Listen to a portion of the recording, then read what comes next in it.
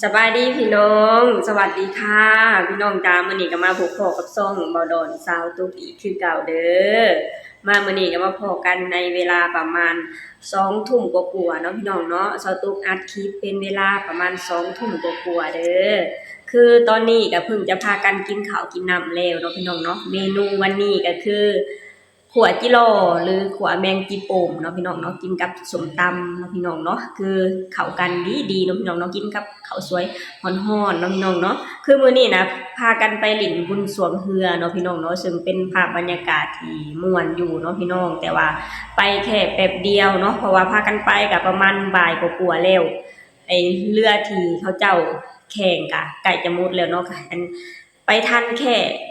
รอบ2รอบเองเนาะพี่น้องเนาะก็เลาะกันนิดหน่อยก็พากันมาแล้วเนาะพี่น้องเนาะเพราะว่าไปก็ค่อนค่ำแล้วฟ้าวมาเกลือเป็ดเกลือไก่นะพี่น้องย่านเป็ดไก่ขึ้นคอนป่าเนาะพี่น้องเนาะก็เลยพากันมาแล้วตอนแรกนี่ก็บ่ได้ไปเด้พี่น้องตอนแรกก็จะมีการขบงานเนาะพี่น้องเนาะก็จะมีการขบงานก็จะมีแต่ทางวัยรุ่นนั่นแหละไปแล้วพี่น้องคือสตูกับบดอนก็คือหมดวัยนั่นแล้วเนาะพี่น้องเนาะบ่ค่อยได้ไปแล้วเนาะพี่น้องมีแต่ลูกสาวไปเนาะลูกสาวไปก็เพิ่นก็มาเรียบร้อยแล้วเพราะว่าก็ยังให้เพิ่นไปเดินเนาะพี่น้องเนาะวันที่นี้ก็พากินมีแต่พากันกินข้าวกินน้ำแล้วก็จะพากันอาบน้ำเข้านอนเนาะพี่น้องเนาะเพราะว่าหมดวัยในการหลิ่นบุญแล้วเนาะพี่น้องเนาะมาพี่น้องมามื้อนี้สตูกะจะมาเว้าถึงน้องธิดาลาวศรีวิไลคือเก่าคือเดิมนั่นแหละเนาะพี่น้องเนาะดาราตัวน้อยของเฮานั่นเองเนาะพี่น้องเนาะซึ่งน้องเองก็มื้อวันที่21ที่ผ่านมาน้องเองก็ได้ไปอัดเสียงเรียบร้อยแล้วเนาะพี่น้องเนาะซึ่งน้องเองได้เดินทางไปอัดเสียงอยู่ที่นครพนมเนาะพี่น้องเนาะซึ่งน้องเองก็ได้ไปอัดเสียงเพลงของแม่ฮันนี่เนาะพี่น้องเนาะซึ่งฟังแล้วล่ะก็ม่วนอยู่นี้เนาะพี่น้องเนาะซึ่งน้องเองก็เฮ็ดหน้าที่ของน้องออกมาก็ได้อย่างดีคือเก่าเต็มที่คือเก่าเนาะพี่น้องเนาะถึงตอนที่ยังบ่ได้ร้องเพลงน้องก็จะเป็นคนดื้อเนาะพี่น้องเนาะเป็นคนดื้อเป็นคนที่เว้าสั่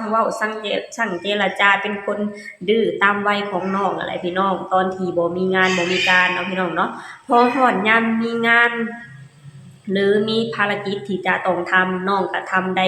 อย่างเต็มที่บ่แตกต่างหยังกับผู้ใหญ่เลยเนาะพี่น้องเนาะซึ่งมื้อวันที่21น้องก็ได้ไปอัดเพลงของแม่ฮันนี่สืบสานต่อเพลงเสียงอีสานของแม่ฮันนี่เนาะพี่น้องเนาะซึ่งสตูเองก็ฟังแล้วสตูก็ดีใจแล้วก็ภูมิใจแล้วก็ฟังแล้วก็ขนลุกนะพี่น้องซึ่งสตูเองก็แบบว่ารู้สึกได้นะว่าน้องเองก็คือจะดีใจแล้วก็ภูมิใจในตัวเองที่น้องน่ะได้โอกาสดีๆแบบนี้เนาะพี่น้องเนาะซึ่งทางพ่อครูเองเพิ่นก็คือสิภูมิใจในตัวเด็กน้อยคนนี้ภูมิใจในตัวลูกสาวน้อยคนนี้เนาะพี่น้องเนาะเพิ่นเองก็ได้โพสต์ลงเนาะพี่น้องเนาะซึ่งเป็นข้อความที่ฟังแล้วก็แบบว่าฟังแล้วก็มีความสุขฟังแล้วก็รู้สึกถึงความรักของพ่อที่มีต่อลูกความรักของพ่อที่เห็นลูกน่ะได้ทำหน้าที่ของลูกตั้งใจในสิ่งที่ลูกทำลูกเฮ็ดออกมาได้ดีเนาะพี่น้องเนาะก็จะเป็นประมาณนี้ในความรู้สึกของพ่อที่ภูมิใจในตัวลูกเนาะพี่น้องเนาะมาพี่น้องเดี๋ยวสตุกจะอ่านให้พ่อแม่พี่น้องฟังเนาะพี่น้องเนาะที่ทางพ่อครูเพิ่นได้โพสต์ลงเนาะพี่น้องเนาะมาพี่น้องเดี๋ยวสตุกจะอ่านให้พ่อแม่พี่น้องฟังเนาะพี่น้องเนาะ100 200วันนี้ทำหน้าที่ดีให้สมกับบรมภูพ่อดาวบ้านดอนท่านเมตตามอบเพลงแม่ฮันนี่มาให้หนูร้องใหม่และพ่อครูนักดนตรีทีมอหนุ่มภูไทยที่เล่นให้แม่ฮันนี่ในเพลงต้นฉบับท่านมาเล่นให้หนูด้วยใจเต็มที่นะลูกว่าซั่นเนาะพี่น้องเนาะก็เป็นการอวยพรแล้วก็เป็นการที่แบบว่าอยากให้น้องน่ะตั้งใจในสิ่งที่น้องใฝ่ฝันตั้งใจให้สมกับทางพ่อครูบั้นดอนน่ะได้รักได้เมตตาเนาะพี่น้องเนาะคือเป็นโพสต์ที่พ่อมีต่อลูกที่พ่อน่ะอยากให้ลูกได้ทำในสิ่งที่เขารักแล้วก็ได้ทำให้สมที่ทางพ่อครูบั้นดอนน่ะเพิ่นได้เมตตาเนาะพี่น้องเนาะซึ่งตอนที่น้องเอง บ่ได้ทำภารกิจหรือบ่ได้ร้องเพลงน้องเองก็เป็นเด็กน้อยที่ดื้อคนหนึ่งตามประสีประสาของน้องนั่นแหละพี่น้องพอน้องได้เข้ามาในการร้องเพลงหรือเข้าไปอยู่ในห้องอัดเพลงน้องก็ทำได้ตามที่ทางพ่อครูหวังและก็ตามที่ทางพ่อครูได้สั่งสอนเนาะพี่น้องเนาะคือเป็นภาพบรรยากาศที่อบอุ่นแล้วก็เป็นภาพบรรยากาศที่น่าภูมิใจในตัวเด็กน้อยลาวคนนี้เนาะพี่น้องเนาะมาพี่น้องเดี๋ยวเรามาชมคลิปที่ทางพ่อดาวบันดอนได้อวยพรให้กับน้องธิดาลาวกันเนาะพี่น้องเนาะซึ่งเป็นพอได้ฟังแล้วแล้วก็รู้สึกอบอุ่นแล้วก็พอได้ฟังแล้วแล้วก็รู้สึกแบบว่าดีใจปลื้มมิติเนาะพี่น้องเนาะมาฟังนำสตุกเด้อนี่พี่น้องพ่อดาวบ้านดอนคุณยายแม่แพรวให้พรน้องธิดาลาวก่อนบันทึกเสียงเพลงแม่ฮันนี่เนาะพี่น้องเนาะซึ่งเพิ่นเองก็ได้โทรไปหาทางพ่อดาวบ้านดอนเพื่อขอคำอวยพรให้น้องธิดาลาวนะห้องเพลงของแม่ฮันนี่ออกมาได้อย่างดีอย่างราบรื่นเนาะพี่น้องเนาะเป็นการอวยพรจากทางผู้ใหญ่ทางผู้สูงอายุเป็นพรที่ศักดิ์สิทธิ์เป็นพรที่เฮ็ดให้เด็กน้อยคนหนึ่งน่ะมีแรงสู้ต่อเนาะพี่น้องเนาะมาฟังนำสตุกเนาะพี่น้องเนาะของอาจารย์โน่ครับอยู่นครพนมอยู่กันทั้งเทศครับทั้งเทศ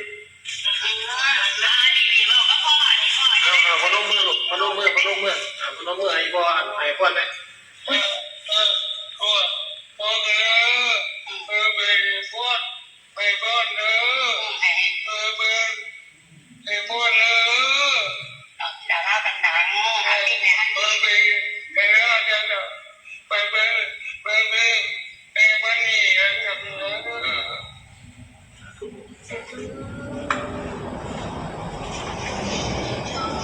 ขอพรคุณยายด้วยขอพรคุณยายหน่อยค่ะขอบคุณยายจ้าขอให้หลานที่ด่าเล่าหน่อยดังๆกันลูกเด้อดังขึ้นแม่ฮันนี่ก็ได้ดังที่แล้วมาใส่สารต่อที่แม่ฮันนี่ก็ให้ข้างให้หายจากไอ้แป้นที่แป้นหมอลำของแม่ฮันนี่ขอให้ทุกหลานดังๆเด้อหลานหน่อยแอวไปพ่อเนี่ยหลานน้อยคุณแม่แพลวด้วยหลานน้อยหลานน้อยมาหลานน้อยดังๆเด้อ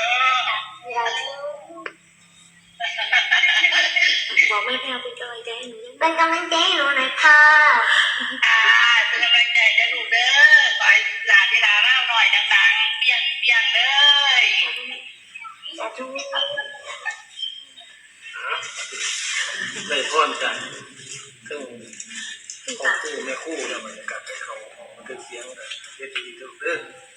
ได้ขยันพานน้ำแม่ฮันนี่ก็ดูซะนะมาลูกแม่ด้วยแม่ฮันนี่ก็ได้บอกแม่ฮันนี่เพื่อนลูกลูกหลานมาขอ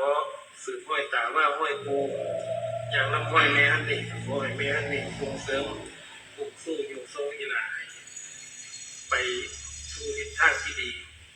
ร้องเพลงแม่ฮันนี่ก็ขอให้คลองรองไหลยังมียังติดยังขาดเด้อบัดนี้เอาแม่ฮันนี่ก็ได้มายืนทั้งขางกีฬานะเอาใส่ลูกปากใส่หมดอ่ะไม่ใช่ของผมมันรู้ว่าเลยพี่ไปทำกันว่าของอัดเด้อเป็นของนำกันก็จะเป็นของอะไรตื่นเต้นเนี่ย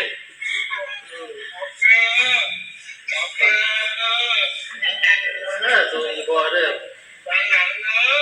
ป้อนอีพอขอให้เป็นป้อนที่เลิศป้อนที่ประเสริฐนี่พี่น้องเป็นการขอคำอวยพรเป็นการอวยพรให้น้องธิดาลาวเนาะพี่น้องเนาะทางพ่อดาวบันดอนทางพ่อดาวบันดอนเพิ่นก็ได้ให้พรให้น้องธิดาลาวนะห้องเพลงให้เก่งๆห้องเพลงให้โด่งให้ดังให้ลื่นให้ไหลคือจังแม่ฮันนี่ขอให้มีชื่อเสียงโด่งดังคือจังแม่ฮันนี่เนาะพี่น้องเนาะแล้วก็สตุกเองก็ขอให้น้องเองน่ะทำหน้าที่ของน้องน่ะอย่างเต็มที่เนาะพี่น้องเนาะซึ่งน้องเองก็ได้ขอพรจากทางพ่อดาวบันดอนเป็นพรที่ศักดิ์สิทธิ์เป็นพรที่แบบว่าพอได้